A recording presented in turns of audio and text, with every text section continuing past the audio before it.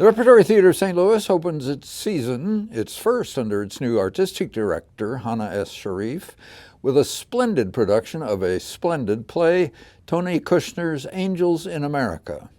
The play comes in two parts. The first, Millennium Approaches, opened on the 6th.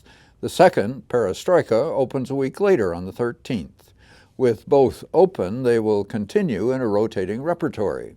Millennium Approaches takes place in late 1985 and early 1986. It's morning in Ronald Reagan's America. It's the full flowering of the AIDS epidemic in America. No one is doing much about it. Gay young men meet in funeral homes more than in gay bars. Now, Donald Trump is president. AIDS is a manageable disease. Why suffer through those days again? One might say the same about Hamlet. Why suffer through the bloody struggle for the medieval Danish royal succession? Because in both, the playwright gives us lives lived intensely, and that illuminates something about our humanity that is worth knowing. In part one of Angels, Prior Walter is suffering from AIDS. His lover, Louis Aronson, is suffering because he can't bear to watch Prior's painful dying.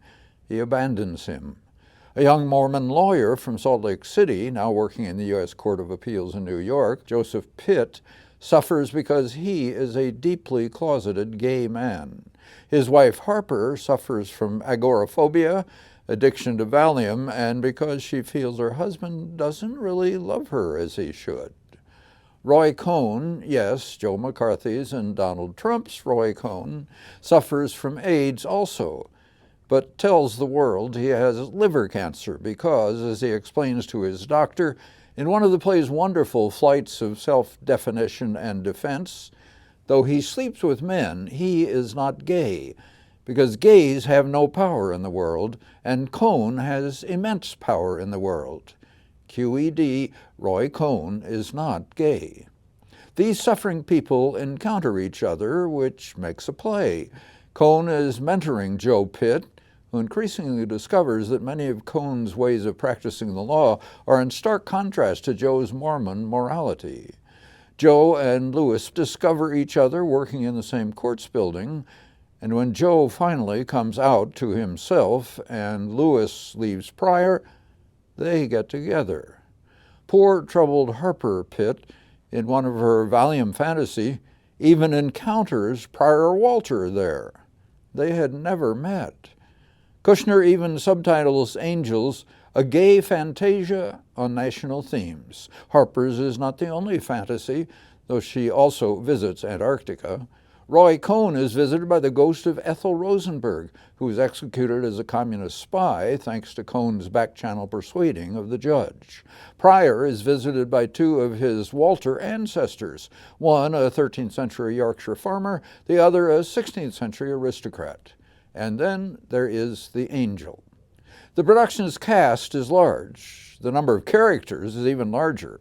Influenced by Bertolt Brecht, Kushner likes to remind us that we are watching a play and that it is saying something to us. So Barrett Foa, who vibrates every nerve of Prior Walter, also has a brief turn as a gay man in the park servicing Louis.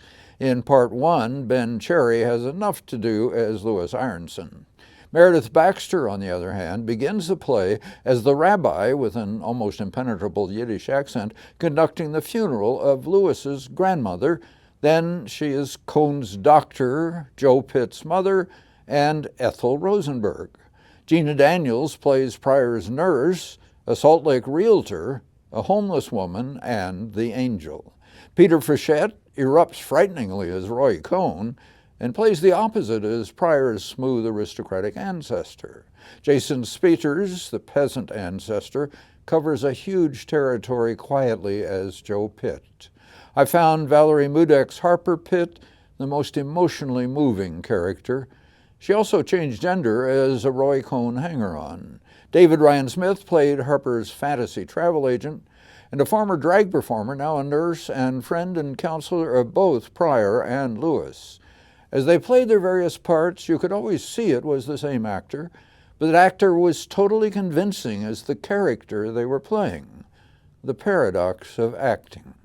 Scenic designer Tim Maccabee's set, with a graffiti-covered wall upstage, a short wall in the middle of the stage's revolve, which turns to bring us new settings, and a pair of 4-stage lifts that raise and lower scenes from and to the pit, keeps us always aware of the mechanics of the theater while making each place real in itself. Xavier Pierce's lighting clarifies and enhances these scenes, and Dee Dee Ide's costumes show us the right time, place, and people. A group called Broken Chord supplies original music and sound. Alex Basco-Koch designed the projections. Tommy Rapley directed violence, intimacy, and movement. Gad Gutterman was the dramaturg, and Joanna Battles the voice and dialect coach. Tony Speciale directed this unusually clear, intelligent, and moving production of Angels in America. Yes, that's all true, and I hope people aren't put off by the fact that the play is a little over 3 hours long, because when the production and the play are this good, the time just flies by. It does indeed, yes.